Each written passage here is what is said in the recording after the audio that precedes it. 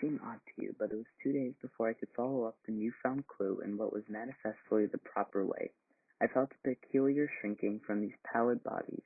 They were just the half-bleached color of the worms and things one sees preserved in spirit in a zoological museum, and they were filthy cold to the touch.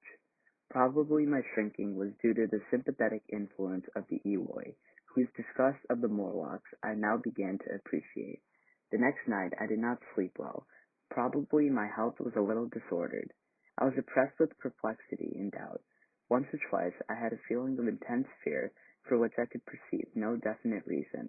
I remember creeping noiselessly into the great hall where the little people were sleeping in the moonlight. That night Weena was among them, and feeling reassured by their presence, it occurred to me even then that in the course of a few days the moon must pass through its last quarter, and the nights grow dark, when the appearances of these unpleasant creatures from below, these lightened lemurs, this new vermin that had replaced the old, might be more abundant. And on both these days I had the restless feeling of one who shirks an inevitable duty. I felt assured that the time machine was only to be recovered by boldly penetrating these underground mysteries. Yet I could not face the mystery. If only I had a companion, it would have been different. But I was so horribly alone, and even to clamber down into the darkness of the well, appalled me. I don't know if you can understand my feeling, but I never felt quite safe at my back. It was this restlessness, this insecurity, perhaps, that drove me further and further afield in my exploring expeditions. Going to the south, westward towards the rising country that is now Combwood, I observed far off, in the direction of 19th-century Banstead, a vast green structure, different in character from any I had hitherto seen. It was larger than the largest of the palaces or ruins I knew, and the facade had an oriental look, the look of it having the luster, as well as the pale green tint, a kind of bluish green, of a certain type of Chinese porcelain. This difference in aspect suggested a difference in use, and I was minded to push on and explore. But the day was growing late, and I had come upon the site of the place after a long and tiring circuit, so I resolved to hold over the adventure for the following day, and I returned to the welcome and the caresses of little Weena. But next morning I perceived clearly enough that my curiosity regarding the palace of green porcelain was a piece of self-deception to enable me to shirk, by another day, an experience I dreaded. I resolved I would make the descent without further waste of time, and started out in the early morning towards a well near the ruins of granite and aluminum. Little Weena ran with me. She danced beside me to the well, but when she saw me lean over the mouth and look downwards, she seemed strangely disconcerted. "Goodbye, little Weena," I said, kissing her and then putting her down. I began to feel over the parapet for the climbing hooks. Rather hastily, I may as well confess, for I feared my courage might leak away. At first she watched me in amazement.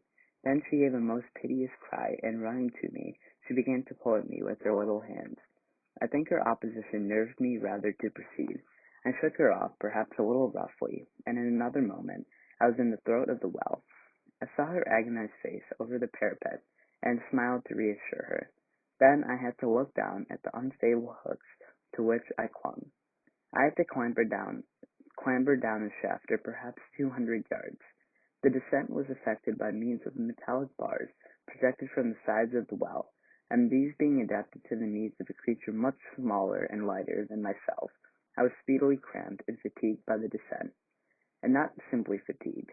One of the bars bent suddenly under my weight, and almost swung me off into the blackness beneath. For a moment I hung by one hand, and after that experience I did not dare to rest again. Though my arms and back were presently acutely painful, I went on clambering down the sheer descent with as quick a motion as possible.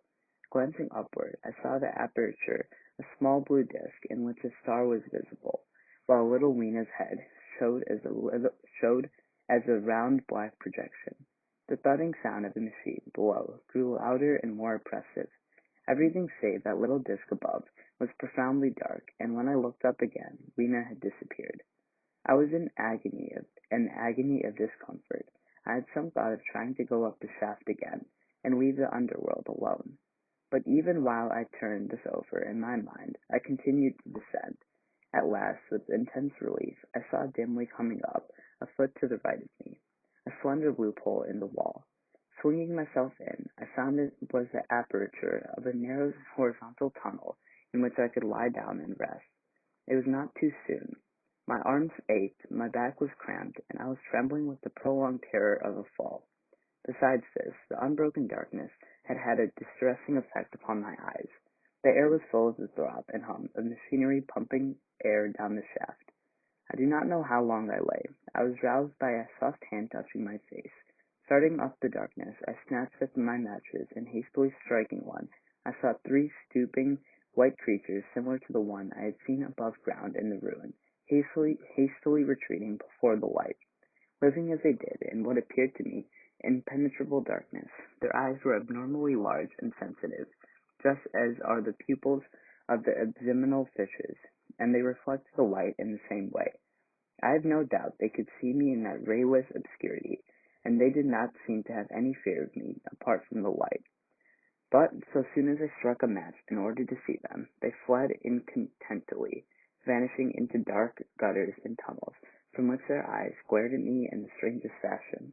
I tried to call to them, but the language they had was apparently different from that of the overworld people, so that I was needs left to my own unaided efforts, and the thought of flight before exploration was even then in my mind. But I said to myself, "You are in for it now," and feeling my way along the tunnel, I found the noise of machinery grow louder. Presently the walls fell away from me, and I came to a large open space, and striking another match, saw that I had entered a vast arched cavern, from which stretched into utter darkness beyond the range of my light. The view I had of it was as much as one could see in the burning of a match. Necessarily, my memory is vague. Great shapes, like big machines, rose out of the dimness, and cast grotesque black shadows in which dim spectral Morlocks sheltered from the glare. The place, by the way, was very stuffy and oppressive, and the faint halitus of freshly shed blood was in the air. Some way down the central vista was a little table of white metal, laid with what seemed a meal. The Morlocks, at any rate, were carnivorous. Even at the time, I remember wondering what large animal could have survived to furnish the red joint I saw. It was all very indistinct, the heavy smell, the big unmeaning shapes, the obscene figures lurking in the shadows, and only waiting for the darkness to come at me again. Then the match burned down, and stung my fingers, and fell, a wriggling red spot in the blackness. I have thought since how particularly ill-equipped I was for such an experience. When I had started with the time machine, I had started with the absurd assumption that the men of the future would certainly be infinitely ahead of ourselves in all their appliances. I had come without arms, without medicines, without anything to smoke. At times I missed tobacco frightfully, even without enough matches. If only I had thought of a kodak, I could have flashed the glint of the underworld in a second, and examined it at leisure. But, as it was, I stood there with only the weapons and powers that nature had endowed me with: hands, feet, and teeth. These and 4 safety matches that still remained to me. I was afraid to push my way in among all these machinery in the dark, and it was only with my last glimpse of light I had discovered that my store of matches had run low. It had never occurred to me until that moment that there was any need to economize them, and I had wasted almost half the box in astonishing the upper-worlders, to whom fire was a novelty. Now, as I say, I had 4 left, and while I stood in the dark, a hand touched mine. Lank fingers came feeling over my face, and I was sensible of a peculiar, unpleasant odor. I fancied I heard the breathing of a crowd of those dreadful little beings about me. I felt the box of matches in my hand being gently disengaged, and the other hand being behind me plucking at my clothing. The sense of these unseen creatures examining me was indescribably unpleasant. The sudden realization of my ignorance of their ways of thinking and doing came to me very vividly in the darkness. I shouted at them loudly as I could. They started away, and then I could feel them approaching me again. They clutched at me more boldly, whispering odd sounds to each other. I shivered violently and shouted again, rather discordantly. This time they were not so seriously alarmed, and they made a queer laughing noise as they came back to me. I will confess I was horribly frightened.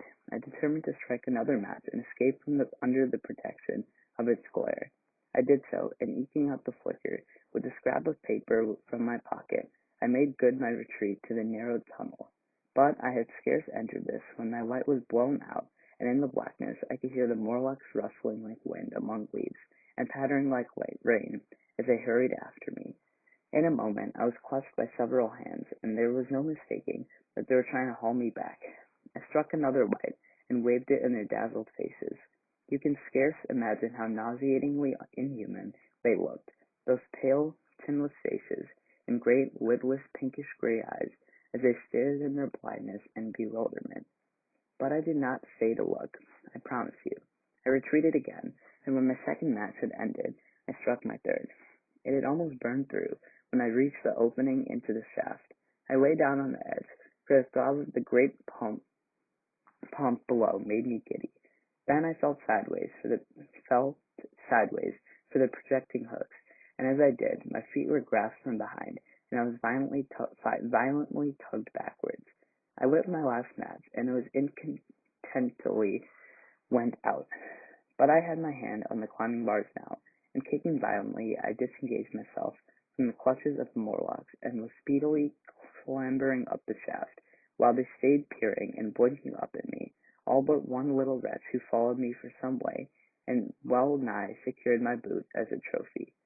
That climb seemed interminable to me. With the last 20 or 30 feet of it, a deadly nausea came upon me.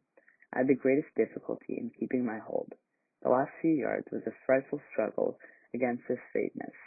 Several times my head swam, and I felt all the sensations of falling. At last, however, I got over the well mouth somehow, and staggered out of the ruin into the blinding sunlight.